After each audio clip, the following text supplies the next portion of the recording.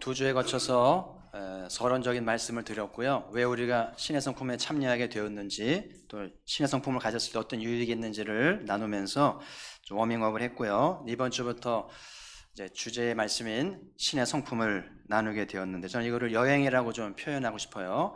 신의 성품을 향하는 우리의 영적 여행을 하게 됐는데, 제가 이 본문에 눈을 뜨게 된 거는 지금부터 한 30년, 20여 년 된 거죠. 네. 제가 청년사회 갈 때 청년들 데리고 방콕을 간 적이 있는데, 두 번에 걸쳐서 방콕에 그 선교사님을 만나서 그분이 신학사역을 하는데, 현지에 버려진 아이들을 데려다가 태국을 변화시키시려고 양육하는 사역을 하셨는데, 그때 그 현지의 아이들이 성역 공부하는 걸 참여하게 됐는데, 이 본문을 가지고 공부하는데 재밌게 하더라고요. 그래서 참 귀하다 생각이 들면서 저도 그때 본문을 좀 받게 되면서 지금까지 이렇게 20년 넘게 계속 숙성시키고 묵상하고 자신이 나지가 않는 거예요. 이 말씀을 나누기에는 연륜도 필요하고 지식도 좀 있어야 되고 여러 가지 복합적이어야 되기 때문에 섣불리 건드릴 수 없는 굉장히 무거운 말씀이어서 제가 지금까지 계속 묵상하고 뜸들이고 하다가 올 가을에는 좀 마음이 생겨서 도전하게 됐는데요. 저도 기대가 많고 여러분도 좀 관심을 가지시면서 이 여행에 참여하시고, 오늘 첫 시간이기 때문에 OT처럼 좀 먼저 서론적인 말씀을 드리는 것은, 첫 번째, 이 여행은 평생을 두고 하는 거예요. 몇 년 하는 거 아니고, 그리고 오늘 설교 들었다고 그 성품이 되는 것도 아니고요. 평생을 두고 한다는 사실 기억하면서 그렇게 이해하시길 바라고, 그래서 이 덕으로 시작해서 사랑으로 끝나는 여행이 하나의 과정일 뿐인 거예요. 평생을 두고 과정을 간다는 늘 생각을 하면서, 누구도 완성된 사람은 없어요. 다 부족하죠. 중요한 것은 이 말씀을 들으면서 우리가 지금 어디에 있는지, 그리고 우리의 목표가 무엇인지를 점검하고 확인하는 것이 매우 중요해요. 이 말씀을 들으면서, 그래, 소유가 아니고 존재라고 그랬지. 돈을 많이 벌고 뭐 좋은 집 사고, 그거는 본질이 아닌 거예요. 본질은 내가 누구인지를 알아야 되고, 또 하나님의 성품에 참여하고 있는 것을 긍지로 갖는 것이 중요하다는 것을 늘 확인하는 것이 매우 중요하겠고요. 두 번째, 이 여행은 머리에서 마음으로 하는 여행이라는 생각을 해보았어요. 이 표현은 성공의 교수였던 신 교수님, 신영복 교수님의 이제 문구기도 한데요. 참 마음에 들고, 그래서 이 여행은 머리에서 마음으로 하는 여행이다. 신 교수님은 머리부터 마음까지 한자밖에 안 되는데 평생 걸쳤다. 우리는 오랫동안 머리로 믿고 머리로 살아왔다는 생각이 들어요. 특별히 우리 사회는 머리로 살아왔는데 좌뇌로 살아왔다고들 말해요. 좌뇌는 분석하고 평가하고 비판하는 건 기능이 있거든요. 그러니까는 늘 좌뇌로 사니까 부부관계도 비판하고 모든 관계를 분석하고 따지다 보니까 피곤한 거예요. 감사도 없고 피곤한 거예요. 거친 것이죠.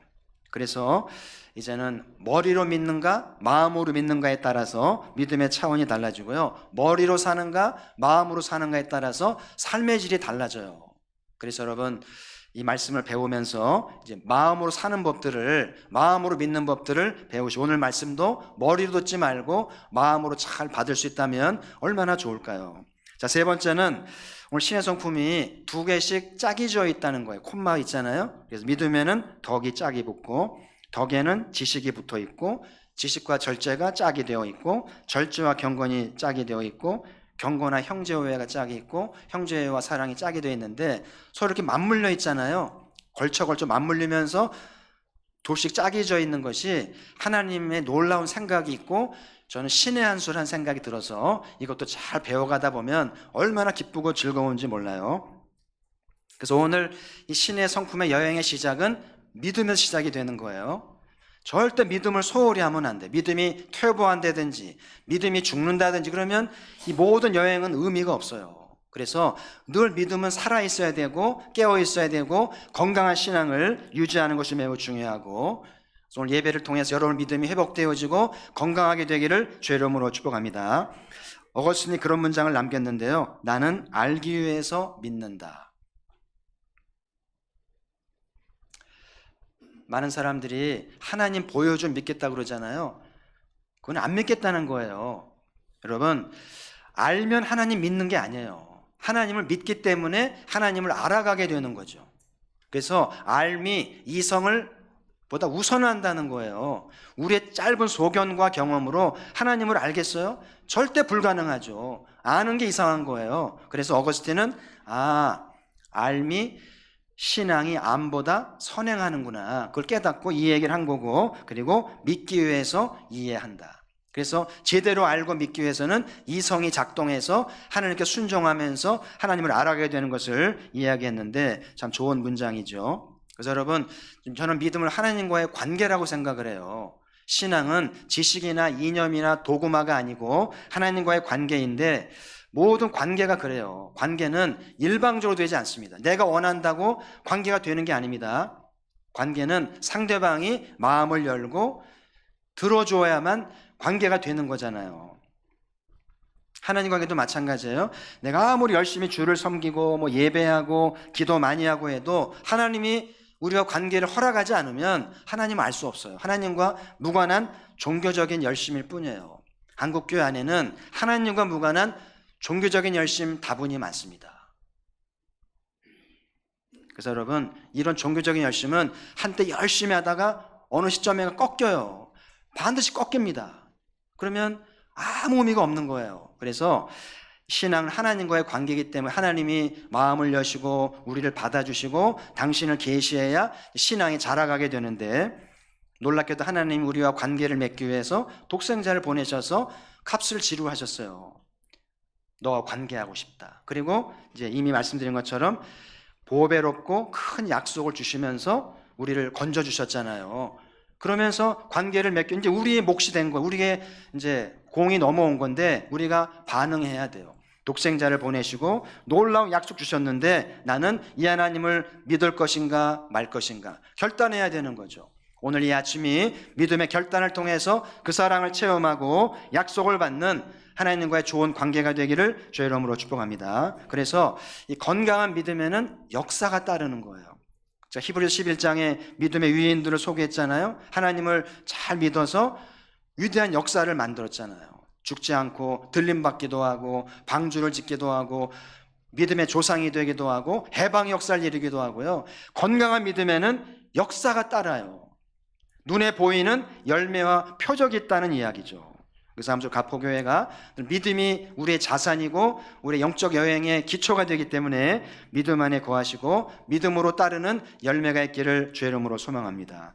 오늘 첫 시간으로 이제 덕을 소개하는 시간인데, 베드로가 말씀하기를 주님의 덕으로 제가 부름받았습니다. 그 베드로가 경험한 주님의 덕은 뭘까요? 모든 게 주님의 덕이었습니다마는 베드로가 잊을 수 없는 것은 예수님을 3번 저주하고 자격지심이 생겨가지고 아유 내 팔자에 무슨 제자인가, 그리고 고기 잡으러 갔잖아요. 그래서 주님을 버리고 고기 잡으러 갔는데 주님이 찾아오셨어요. 얼마나 당황스러울까요? 유구무원이죠. 근데 예수님이 아무 말 하지 않습니다. 그리고 밥을 드신 다음에 하시는 말씀이 너 왜 그럴 수 있냐, 너 실망스럽다, 너 믿음 맞냐, 이렇게 하지 않고요. 뭐라고 그랬어요? 나를 사랑하느냐? 그거 하나 물었잖아요. 그러니까 베드로가 사랑한다고, 자격 없지만 여전히 사랑한다고 그래서 베드로가 감동을 받잖아요. 여러분, 사람은 언제 변화가 될까요? 배우자든 자식이든 친구든 언제 변화되는 거예요? 여러분 언제 변화가 됐어요? 사람들이 어떻게 할 때 내가 변화가 됩니까? 여러분, 지적하고 잔소리하면 더 변화가 안 돼요. 지혜로운 부모는 애들에게 잔소리하지 않습니다. 화가 날 뿐이에요. 여러분, 왜 상담을 하냐면 내담자들은 자기의 문제를 알아요. 어떻게 해야 되는지 알아요. 근데 왜 상담이 필요하냐면은 알긴 아는데 행할 힘이 없어요. 그래서 누군가의 지지가 필요하고 공감대가 필요하면 자기가 문제를 풀어가는 거지 상담사가 해결해 주는 거 아니거든요. 그래서 사람의 변화는 기다려줄 때, 한 번 더 믿어주고 기다려줄 때 사람은 변화가 시작된다는 거예요. 어머니의 끊임없는 믿음이 아이를 변화시키는 거잖아요. 그래서 오늘 예수님이 한 번 더 믿어주고 기다려주니까 베드로가 변화가 되어서 보답을 하게 되잖아요. 그래서 이 편지를 쓰면서 주님의 덕을 노래하고 그 덕을 전하라고 지금 말씀하고 있는 거예요. 그래서 덕을 세운다는 것은 상대방 입장에 서는 거죠. 예수님이 베드로 입장에 선 거예요. 그래, 그럴 수밖에 없었겠다.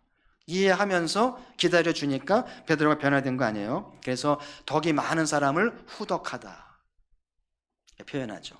그래서 후덕한 사람에게는 사람들이 이렇게 보고 싶어하고 그 입에서 나오는 말 듣고 싶어해요. 왜냐하면 좋은 말을 하고 건강한 말을 하니까 듣고 싶어하니까 거기에 평강함이 있고 넉넉함이 있고 공동체에 기쁨을 준다는 거죠. 우리 가포교회가 덕이 많은 교회가 되려면 예배 시간을 보면 늦게 오는 분들이 있어요. 부득이한 사정으로 주차 때문에 교통마비 때문에 뭐 집안일로 늦게 오게 되면 예배가 시작됐는데 뒤에 뒷자리가 비어 있으면 얼마나 좋은데 앞자리만 비어 있는 거예요. 그러면 늦게 온 것도 미안한데 앞에까지 나오려면 얼마나 부담스러울까요? 그래서 덕이 많은 교회는 앞자리부터 앉고 뒷자리는 비워둘 줄 아는 거예요.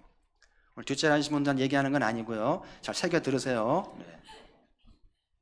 그래서 앞자리부터 앉아주는 게 덕 있는 행동을 해서 늦게 오는 사람들이 민망하지 않게, 그게 덕이 있는 교회가 된다는 것이죠. 일본인들이 자주 쓰는 말이 있는데 기호 쯔케떼라는 말, 기호 쿠발이라는 말을 많이 쓰는데요.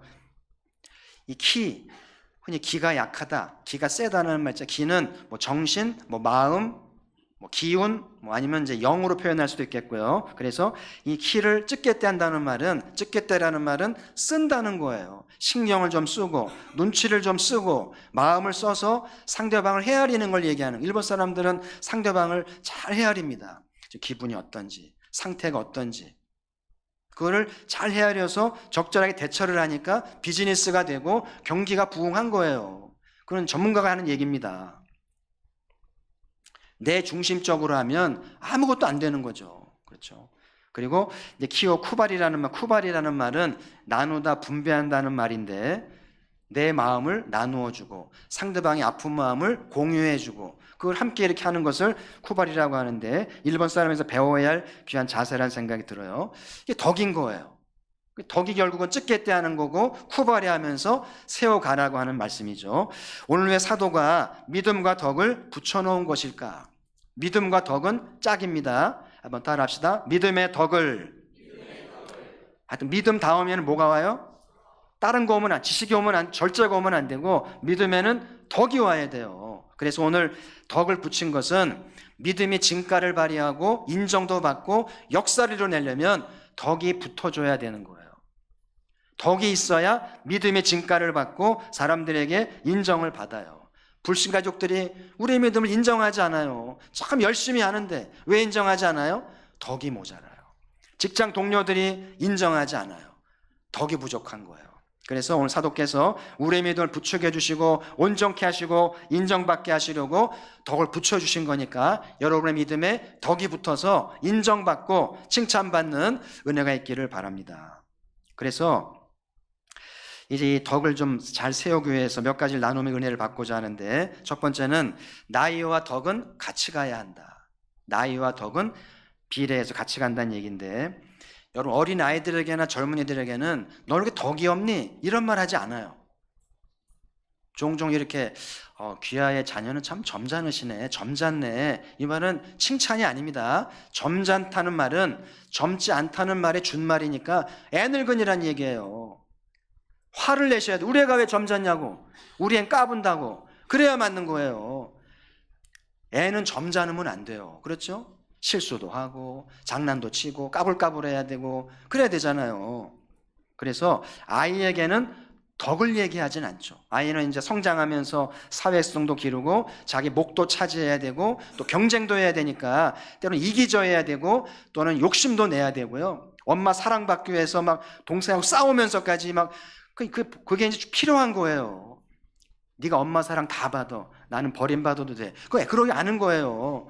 애는요 욕심내고요 싸워가면서 엄마 사랑, 선생님 사랑 찾으려고 하는 게 건강한 거잖아요. 자기 몫을 차지할 줄 알고 욕심도 내면서 경쟁도 배우고 자기를 찾아가는 것이 굉장히 중요한데, 나이가 들면서는 달라요. 나이가 들면서 뭐 욕심을 내고 막 경쟁을 부리면 보기가 안 좋아서 덕이 없다고 그러죠. 그 나이가 들면서는 철이 들기 시작하면서 덕의 필요성을 알게 되는데 남을 보기 시작하고 남을 배려하게 되는 것이 덕의 차원인 것이죠. 제가 미국에 갔을 때 경험한 건데 학우들하고 이제 수십 명 음식점을 갔는데 미국의 모든 음식점은요 문이 이렇게 열면 자동으로 닫히게 돼 있어요. 빡빡합니다. 딱 열면 세워지는 게 아니고 딱 열어도 확 닫히는 거기 때문에 어떤 학우가 다 들어갈 때 잡아주고더라고요. 한 1분 넘게. 그래서 저는 굉장히 고맙다는 생각이 들었어요. 저도 한번 마음 먹고 다음 점심 때 내가 문 잡아야지. 한번 잡았는데요. 이게 쉬운 일이 아니고 쑥스럽더라고요. 안 하다 하니까. 근데 어떤 학우는 고맙다고 이렇게 인사하고 가니까 또 보람도 되고, 그래서 그런 기억이 나면서 이런 게 필요하구나. 그래서 종종 어디를 가면 문을 잡아주기도 하고 다른 사람이 나가게 하고, 여러분 문 확 열고 가잖아요. 뒷사람 맞습니다. 덕이 없으면 안 돼요. 저도 언젠가부터는 철이 드는지 집에 들어갈 때 꼭 이렇게 내가 문을 열면 안에만 들어가게 하고 나 뒤따라 들어가면 안에 이제 땡큐 하고 들어가는데 그 작은 일에 철이 드는 거예요. 남을 배려하고 남을 세워주는 것이 덕을 세우는 거잖아요. 제가 얼마 전에 정호승 시인의 밥값이라는 시집을 읽어봤는데요. 참 좋은 시집인 것 같아요. 환갑이 되면서 이제 나이가 들고 철이 드는 것 같아서 시집을 낸다는 서론의 말을 봤는데, 오늘 제가 소개하려고 하는 시는 마음의 준비인데 한번 읽어보죠. 쉬운 듯 하면서 어려워요. 자, 잘 생각해보면 읽어보세요. 아무래도 마음의 준비를 하시는 것이 좋겠습니다. 이런 말 더 이상 함부로 하지 마라. 평생 마음이 어디 있는지도 모르는데 어디 가서 만나 손을 잡고 걸어가니 이젠 정말 마음의 준비를 할 때가 되었나 봐 오빠. 이런 말도 다시는 듣고 싶지 않다. 마음의 옷을 입히고 새벽이 되어야만 아버지가 길을 떠나고 눈이 내리나 나는 아직 시든 화분을 품에 안고 젖을 먹인다. 너도 이제 그만 마음의 준비를 하거라. 어머니는 맷돌을 콩을 갈던 저녁처럼 앉아 하늘을 바라본다. 여기 이제 제목이 마음의 준비잖아요. 마음의 준비 하셔야 되겠어요? 언제 하는 말이에요? 마음의 준비 좀 하셔야 되겠어요. 누가 돌아가는 거예요. 이제 돌아가시니까 장례 준비하라는 얘기를 할 때 마음의 준비하십시오 그러잖아요. 그리고 정말 중요하고 결정적일 때 마음을 준비하라고 하는 거죠.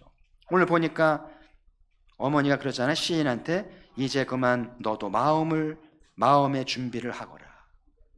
그러니까 시인이 어머니한테 그 말을 듣고 충격을 받았겠죠. 저는 이 시에서 와닿는 문구가 평생 마음이 어디 있는지도 모르는데, 넷째 줄에 보시면 셋째 줄이죠. 평생 마음이 어디 있는지도 모르고 살았는데 마음 준비를 하라니 황망한 거예요. 마음이 어디 있는 거예요? 생각도 많이 안 해보고 육신으로 살아왔는데 마음의 준비를 하라니 마음이 어디 있는지도 모르는데 교훈이 되는 거예요. 그래서 이 본문에 보면 오빠도 나오고 아버지도 나오고 엄마도 나오잖아요. 환갑이 되면서 가족의 소중함, 부모님의 소중함, 배우자의 소중함, 누이의 소중함 깨달으면서 쓴실한 생각이 들어요. 철이 드는 모습을 느끼게 되는 것이죠. 여러분, 젊은이들에게는 없는데 어른들에게 있는 게 많죠. 어른들은 돈이 있고 권력도 있고 자리도 있고. 여러분, 젊은이들 이런 걸 부러워하지 않아요. 정말 아이들이 어른에게 자기들이 없는 걸 찾는 건 뭐냐면 어른들의 덕입니다. 어른들이 덕을 가지고 자기들을 좀 더 알아봐주고 배려해주고 한번 웃어주고 덮어줄 줄 아는 것들을 보고 싶어하고 존경한다는 거예요. 돈은 벌면 되고 권력은 차지하면 되고 그럼 되는데 이 덕은 만들어지는 게 아니거든요. 젊은이들이 덕 있는 어른들을 보면 경외감을 갖고 존경하는 마음을 갖게 된다는 사실입니다. 나이가 들면 돈을 벌려고 하기보다는 덕을 세우려고 애를 써야 돼요. 먹고 살만한데도 돈 욕심이 있는 거는 보기 좋지 않아요. 정말 어려워서 끼니를 채워야 할 분은 일을 해야 되겠습니다만은 그렇지 않고 살만한 분들이라면 돈 욕심 내려놓고 덕을 세우는데 힘을 쓰는 것이 오늘 말씀 있는 저희들에게 어울린다는 사실이죠. 그래서 여러분, 젊어서는 이길 수도 있고 경쟁하면서 소유해야 되지만 나이가 들면 질 줄 알아야 돼요. 젊어서는 돈을 벌어야 되지만 나이가 들면 쓸 줄 알아야 돼요. 나이가 든다는 것은 질 줄도 알고 쓸 줄 아는 것이 바로 덕이라는 사실이죠. 그래서 오늘 이 아침에 모두 욕심을 좀 내려놓으시고 이제는 이기려고 그러지 말고 좀 지려고 하시고, 그리고 너무 벌려고 하지 말고 나눌 줄 알고 감사할 줄 아는 덕 있는 삶이 되기를 주의 이름으로 축복합니다. 자, 두 번째 오늘 나눌 말씀은 교회는 덕으로 세워집니다. 자, 지난 시간에 덕이라는 말이 히라보로는 오이코도미아라는 말을 썼는데, 이 말이 동사형에 대해서 오이코도메오 그러면 집을 짓다는 뜻이 있는 거예요. 그 덕을 세운다는 말과 집을 짓는 것과 같은 맥락이 있다는 거죠. 집을 어떻게 짓나요? 벽돌을 한 장 한 장 이렇게 쌓아서 담을 짓고 집을 짓잖아요. 이것처럼 우리의 덕 있는 말과 행동이 하나하나 쌓여서 믿음의 집안 가포교회가 세워져 간다는 거예요. 잘 생각하셔야 됩니다. 그래서 이 벽공들이 벽돌을 쌓아갈 때 늘 소중히 여기 뭐냐면은 머릿돌입니다. 머릿돌을 먼저 잘 쌓고 그걸 기준으로 이제 수직 수평으로 잘 쌓아야 되는데 조금만 기울면 집은 부실이 됩니다. 아시잖아요? 그 다림줄을 내려가지고 정확히 수직인지 거기에 맞춰서 벽돌을 쌓아야지, 막 내키는 대로 쌓으면은요, 당장은 보기 좋을 줄 몰라도 이제 지진이 나거나 비바람 불면 다 무너지는 거예요. 가포교회가 잘 세워져 가야지 잘못하면 무너지고 흔들릴 수 있다는 것을 이제 배우게 되는 것인데, 집을 지을 때 머릿돌을 놓는 것처럼 우리가 가포교회를 세워갈 때 머릿돌은 뭐겠어요? 무슨 기준으로 집을 세워가겠어요? 예수 그리스도죠. 자, 시편의 말씀 보세요. 시편 118편 22절, 건축자가 버린 돌이 집 모퉁이의 머릿돌이 되었나니. 건축자들이 쓸모없는 돌이라고 내던져 버렸는데 그 돌이 정말 요긴한 머릿돌이 된 거예요. 머릿돌 없으면 집이 안 되잖아요. 이 머릿돌이 뭘 상징해요? 예수 그리스도. 그러니까 유대인들이 예수님을 쓸모없다고 십자가에 내다 버렸는데 그 예수님이 온 인류의 머릿돌이 되신 거예요. 가포교회의 머릿돌 된 줄 믿습니다. 그래서 오늘 사도 베드로가 이 말씀을 인용하면서 전서 2장 7절에서 우리 같이 읽어보죠. 전서 2장 7절 시작. 믿는 너희에게는 보배이나 믿지 아니하는 자에게는 건축자들이 버린 그 돌이 모퉁이의 머릿돌이 되고. 믿는 우리에게는 예수님이 우리에게 보배이시다. 그래서 여러분, 세상 재물을 다 잊어버렸어도요, 예수님이 계시면 우리는 보배를 가지고 있는 거예요.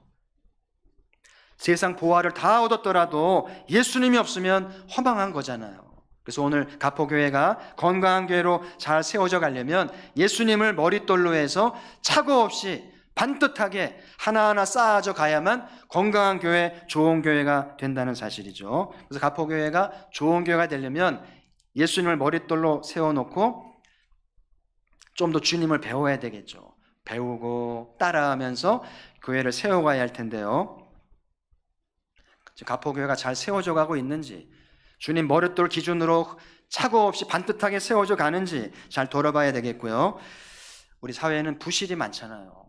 성수대교 끊어졌습니다. 상품백화점 무너졌습니다. 최근에 상도동 어린이집 무너졌습니다. 참 어린 것들 많이 안 다치길 다행이죠. 왜 이렇게 부실이 많을까요? 욕심이죠. 머릿돌을 무시한 거예요. 한국교회도 마찬가지예요. 오늘날 교회가 분열하고 갈등을 겪고 어려움을 겪는 이유가 뭐냐면 머릿돌이 부실한 거예요. 머릿돌이 잘못된 것이겠죠. 사도 바울이 노년에 고백하는데요. 여러분, 나는 폭행자요, 박해자요, 회방자였습니다. 나는 사도의 자격이 없다는 거예요. 저는 이 말이 겸손의 표현이 아니라 진실이라는 생각이 들어요. 우리가 나이가 들면서 참회록을 쓸 텐데요, 이 고백을 해야겠죠. 나는 회방자요, 박해자요, 폭행자였습니다. 교회를 위한다고 했는데 나이가 들어보니까 교회를 헐고 있었던 거예요. 집안을 위한다고 하는 나이가 드니까 집안을 헐고 있었던 거예요. 이걸 깨달아야 회복이 되고 건강한 교회도 건강한 집도 세워지겠죠. 그러면 덕을 세우는 말과 행동은 어떤 것들일까? 이건 시간을 충분히 두고 나눌 필요가 있는데요, 오늘 짧게만 정리합니다. 첫 번째는 긍정적인 말이 덕을 세우는 거예요. 상황이 안 좋게 돌아가고 부정적인 상황에서도 덕 있는 사람은 긍정적으로 말합니다. 하나님이 계시잖아요. 능력 주시는 자 안에서 모든 게 가능하잖아요. 주님의 뜻이면 긍정적으로 말하면서 해보자고 말하고 할 수 있다고 말하는 것이 덕을 세우는 거죠. 그러니까 당회에서부터 위원회로 모이든 목장으로 모이든 뭐 비공식으로 모이든지 긍정적인 말을 하세요. 그래야 덕을 세우고 교회가 세워져 가는 거예요. 두 번째로 친절한 말을 하는 것인데요. 여기 마산 사람들은 친절하진 않죠. 말이 퉁명스럽잖아요. 억센 말을 많이 하죠. 전화할 때 보면 대부분이 그러대요. 여보세요. 열에 9은 그렇게 받더라고요. 여보세요. 그럼 얼마나 좋아요. 여보세요. 다 무게 잡고요. 상대방이 겁을 먹습니다. 말을 해야 되나 말아야 되나. 그러니까 처음부터 네, 아무아무개입니다. 이렇게 하면 얼마나 좋아요.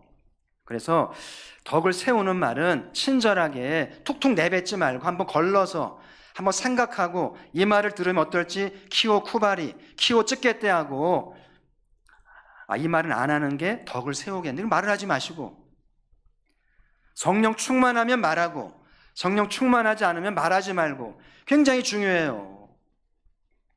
툭 내뱉는 말 때문에 부부 사이가 깨지고 교회 생활이 어려워진다는 걸 알아야 돼요. 세 번째로 자원하고 솔선한 행동을 보이는 겁니다. 지난주에 어떤 한 분 집사님이 아무 시키지 않았는데 교회 와가지고 착한 일 하시더라고요.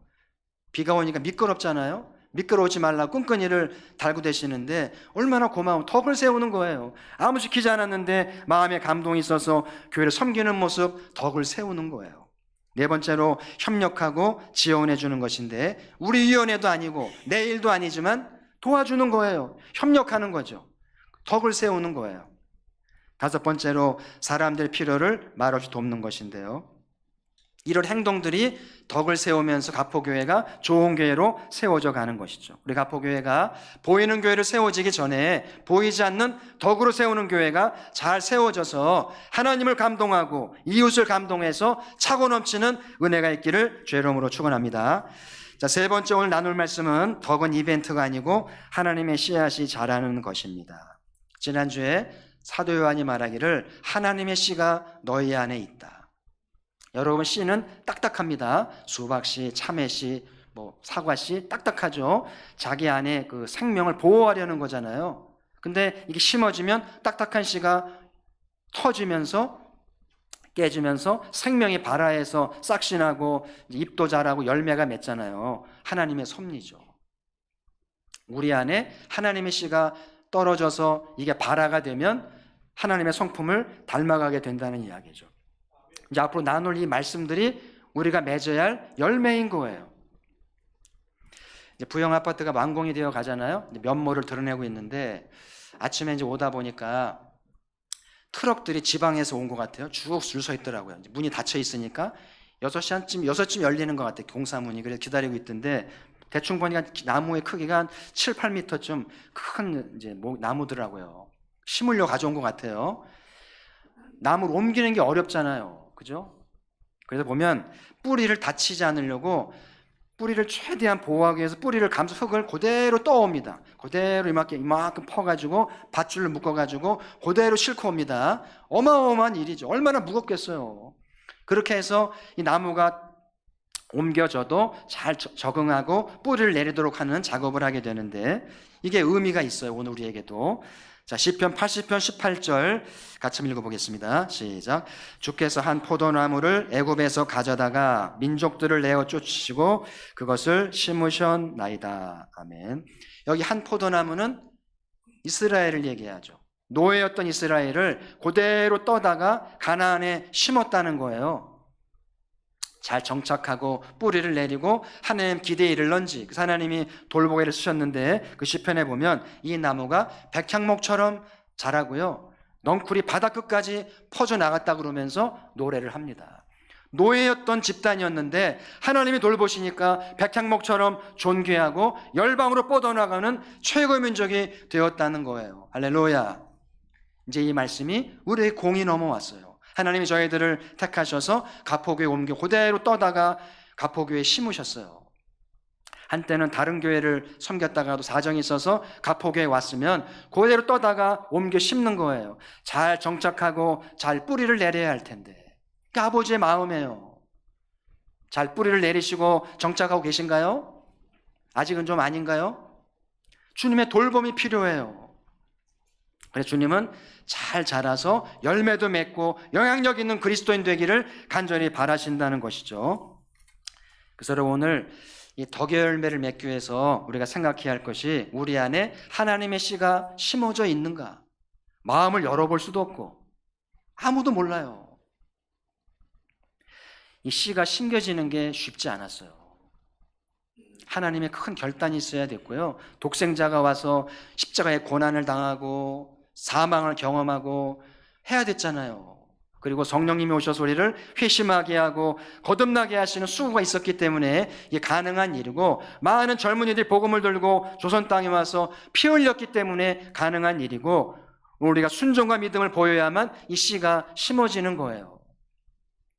우리 주의 은혜로 우리 모두에게 하나님의 거룩한 씨앗이 심겨져 있기를 소망합니다. 그래서 예수 안에 있는 이 생명의 씨앗이 터져서 자라게 될 때 덕이란 열매가 나타나게 되는 거예요. 아이가 부모를 닮기 위해 몸부림치지 않죠. 닮게 돼 있잖아요.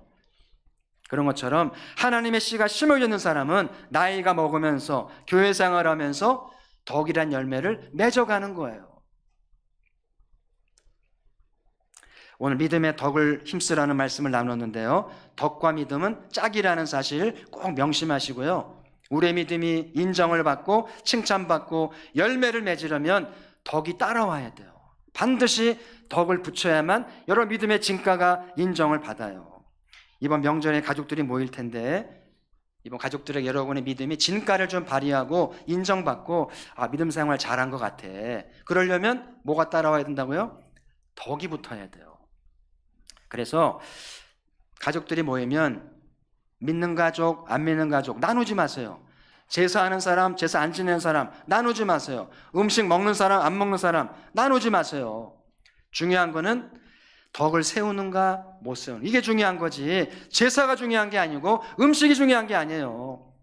내 신앙 지키겠다고 제사 안 지내면 나는 좋을지 모르지만 가족은 지옥 갑니다. 사도 바울이 그러잖아요. 내가 차라리 지옥 가고 내 가족이 구원받았으면 좋겠습니다. 아멘. 이런 열정이 있어야 가족이 돌아오지 않겠어요? 그래서 여러분, 내 신앙도 중요하지만 가족의 신앙 더 중요하기 때문에, 중요한 거는 제사가 중요한 것도 아니고 음식이 중요한 게 아니고 중요한 것은 덕을 세워야 돼요. 신용이라도 하세요. 먹는 신용이라도 하고 절하는 신용이라도 하고 좀 덕을 나누셔야지 가족들이 그래, 믿음이 달라졌구나 그러면서 공감대가 되면 복음의 문이 열리게 된다는 사실이죠. 나이가 들면서 덕이 따라가야 되는데요, 나이가 들면 철이 들잖아요. 그래서 이 철이 드는 것이 영적으로도 이제 마음의 눈이 열려서 덕을 세울 줄 알게 되는 것인데, 가족들에게 덕을 세우고 또 친구들에게, 동료들에게, 교인들에게, 후배들에게 덕을 세워서 인정받고 칭찬받는 우리가 되기를 소망하고요. 가포교회가 덕으로 세워져 가야 된다. 여러분이 벽돌 한 장장 쌓아서 교회가 세워져 가는데요, 우리 모든 재직들이 덕을 잘 세우는 덕장들이 되기를 바라고요. 남을 배려하고 협력해서 자원하는 그런 재직들이 되어서 교회를 세워가기를 바라고, 여러분이 어디를 가든지 여러분이 가포교회잖아요.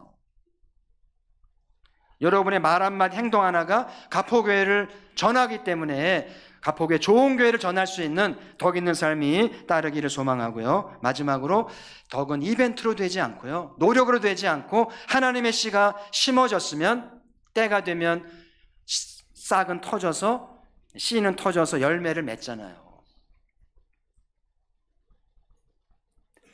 하나님의 씨가 심어졌는가 의심해 봐야 돼요. 나는 구원받았는가? 우리는 거듭났는가? 늘 자문해 봐야 돼요.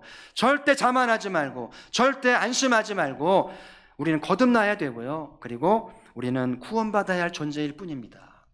그래서 아무쪼록 이 계절에, 이 성품을 나누는 계절 동안에 하나님의 씨가 잘 심겨져서 이게 발화가 돼서 이제 열매를 주렁주렁 맺어서 참 그리스도인다운 교회를 세워가는 은혜가 있기를 바라고요. 우리는 덕을 늘 세운다고 하지만 부족하잖아요. 그죠? 우리는 주님의 덕으로 살아요.